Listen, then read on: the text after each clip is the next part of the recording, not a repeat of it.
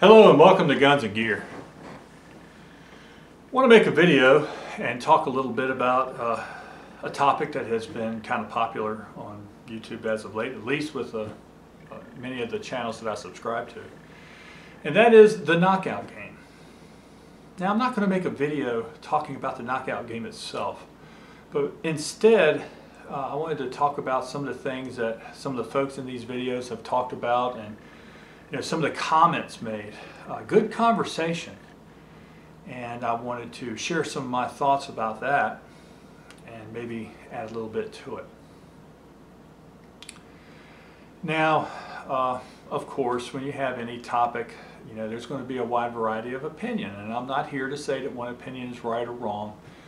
I will say that I'm not on either extreme as it relates to this knockout game, as it relates to self-defense. Some people prescribe to that they are the baddest ass on the planet, and woe be to the fool that tries to cross them. Their way of thinking is, I walk through the valley of the shadow of death, I fear no evil because I'm the baddest ass in the valley. Now, whether that's true or not, that's I consider an extreme position. Now, on the other side of that coin, the other side of that extreme is folks that are so fearful that they're scared to leave their home. Most of us fall somewhere in between. And one of the things that people have talked about in their videos or conversations that has taken place in the comments section is things like situational awareness and how important that is. Now, for those of us who have sought out good quality professional instruction and follow-up training, the term situational awareness we're very familiar with. For those individuals who may not have had the physical training, but they have sought resources either online or maybe books and magazine articles, things of that nature, they too are familiar with the term situational awareness. But for those of you that maybe are not aware of the term, the definition can really be broad, but a very basic and simple description of situational awareness could be what? Being aware of your surroundings when you're out and about in your daily life as it relates to safety and personal protection. How about that?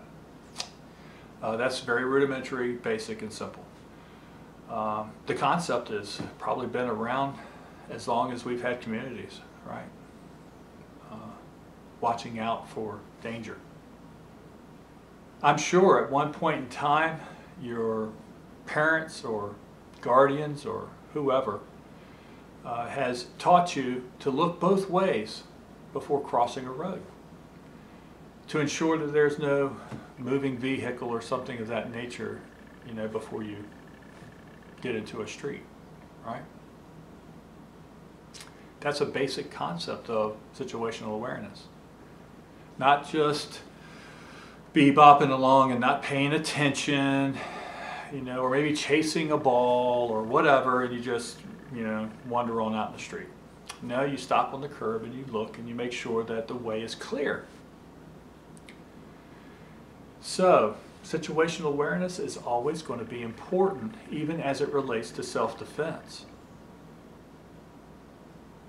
We want to be aware of what goes on around us as we make our way through our daily lives. That allows a couple of things. That allows us maybe an opportunity to avoid danger. But if danger is thrust up upon us, it also gives us the maximum amount of time to react to danger. Right? Nothing is perfect. No situation is ever perfect.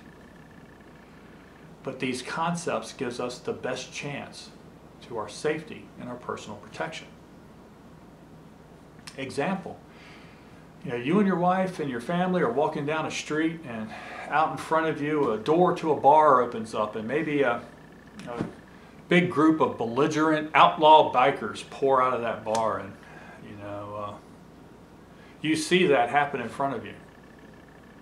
Situational awareness, you get the maximum distance to notice that that's happened.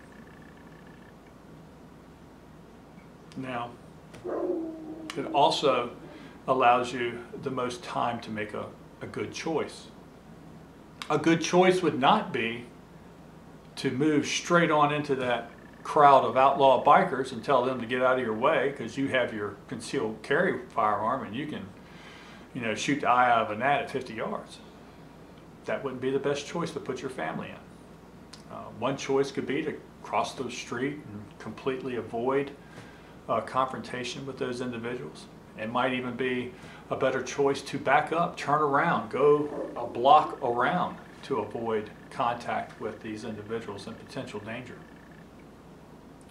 That's situational awareness, right? Now, some folks have said that that's the first tier of our defense, and they are correct when they use it in the context of actually being on that sidewalk, being in that parking lot, being in that mall, whatever. But before we put ourselves in that situation, we have to remember that one of the prime directives, prime principles, I should say, of defense is avoidance. Okay, avoidance. And we can back that up to how we plan our day, at when and at what time and what location we put our family in certain areas to avoid potential pitfalls and danger. Now, that has to do with your knowledge of your neighborhood, your knowledge of your community, and whether you live in a big city or a metropolitan area or a rural area, crime is there. The potential danger to you or to your family is there. Avoidance, the primary principle of defense, allows you to pick and choose how you go about your day. Now, it's Christmas season, right? And my family takes part in Christmas, which means that my wife and I may be going out and doing some Christmas shopping. Now, our community is not rare by any means, but it could be considered different than some. And what I mean by that is we have a whole bunch of cities that are just crammed right on top of each other. So many people's daily lives overlap different cities. I'll give you an example. My wife, we live in Norfolk, Virginia, which is coastal Virginia. She works in a city called Chesapeake, which borders North Carolina, right? The gym that she belongs to and works out at is in Virginia Beach. That's 3 different cities. But I'm not talking about a long commute or long driving times. It takes her about 20 minutes to get to work. It's about the same time for her to go to the gym and about the same time to return home. Many people endure much longer commutes than that. But all these cities on top of each other is sort of considered by many as one community. Now, Norfolk is, I guess, would be considered a mid-sized city, 200,000-300,000 folks. But so is Chesapeake, so is Virginia Beach, so is Hampton, so is many of the cities that are stuck on top of each other. So you start adding all that population up, and we have a pretty dense population center here. Some people call it Tidewater, some people call it Southampton Roads, but that is encompassing, all of these cities together. With that is a lot of opportunity and a lot of good things. Also, with that is the problems and the bad things that come with having a large population center. So, we have choices. My wife and I, if we want to go Christmas shopping, we have a mall that's not 5 minutes from our home. Depending upon the time of day and the day of week, that may not be our best choice. You see, that mall, the surrounding community, has a history of high crime rate. So that may not be the best choice to make, to go at all, but certainly would be a less prudent choice in the evening hours, things of that nature. See, in our area, we probably have 5 malls within 30 minutes of us. Some of those malls are surrounded by much better communities, much less crime rate, and therefore that would be a more prudent choice for us to go. How we plan our activities. You know, many years I take a day off sometime during the Christmas season to do my Christmas shopping. Now I'd like to tell you that's because of my thoughts of self-defense, but I got to admit the primary driver is to avoid crowds. But along with avoiding the crowds, you know, because if you go and do your shopping during the weekdays between Monday and Friday, and say you go to the mall at 11 o'clock in the morning, you're going to have much less population, therefore much less opportunity for something bad to occur. Especially if you compare that to going to that same mall at 10 o'clock at night.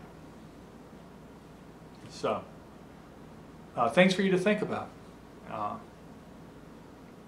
Just remember that having the best gun and being able to shoot that gun well, and you know, having a black belt and whatever martial art that you study, you know, all that stuff is good stuff. But remember that the primary principle, one of the foundational principles of self-defense is avoidance.